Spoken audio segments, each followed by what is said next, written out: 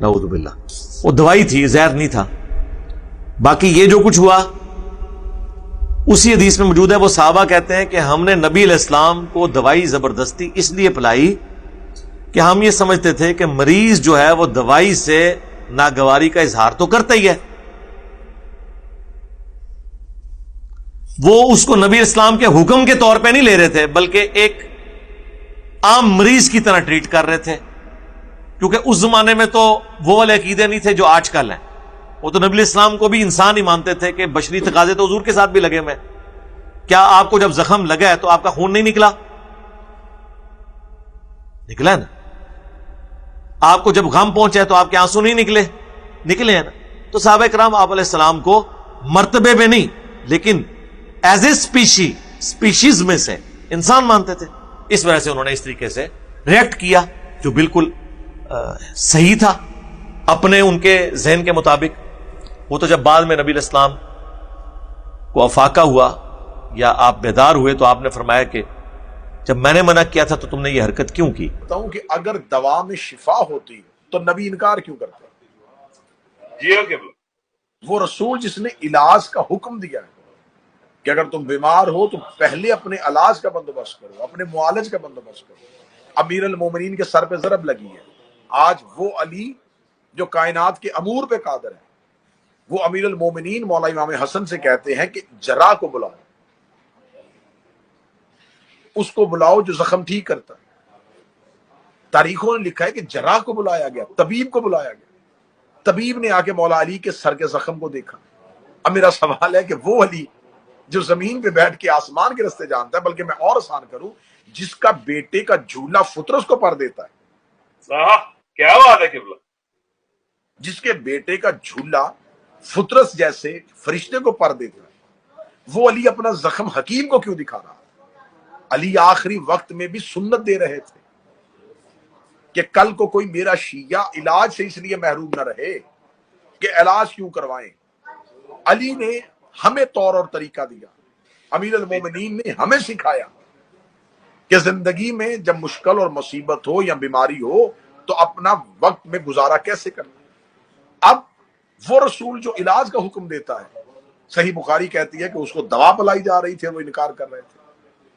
اب میرا اگلا سوال، رسالت مآب کی قبر مبارک آج بھی کہاں ہے؟ رسول کی ایک زوجہ کے حجرے میں، کہتے ہیں رسول اسی حجرے میں زیادہ وقت گزارتے تھے، تو اسی حجرے میں رسول رہتے تھے۔ رسول اللہ کو آخری ایام میں اس حجرے میں کیوں رکھا گیا تھا؟ رسالت مآب صلی اللہ علیہ وآلہ وسلم کے آخری ایک حدیث بڑی مشہور حدیث ہے جس سے تمام اہل سنت اکابرین نے انکار نہیں کیا۔ اس حدیث کو کہا جاتا ہے حدیث کرتاس۔ کرتاس کہتے ہیں قلم و کاغذ، کہ رسالت مآب نے آخری وقت میں اسی حجرے میں کاغذ اور قلم مانگا تھا کہ مجھے کاغذ اور قلم دیا تاکہ میں کچھ لکھ دوں، کچھ نوشتہ لکھ دوں، کچھ تحریر کر دوں۔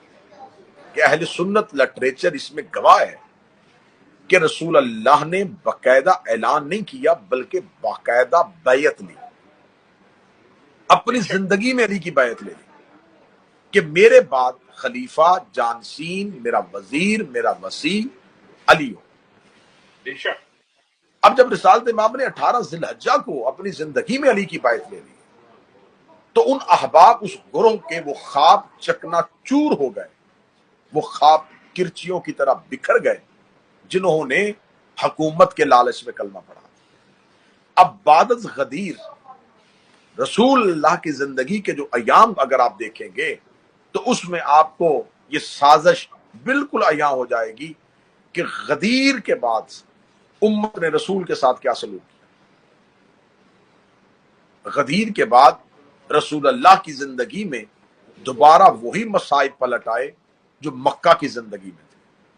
رسالت مآب کے ساتھ رسول اللہ کے پاس بیٹھ کے رسول کے سامنے زبان درازی کی جاتی تھی، رسول کے سامنے تضحیق کی جاتی تھی، رسول کے سامنے بار بار رسول کے فرامین کو رد کیا جاتا تھا۔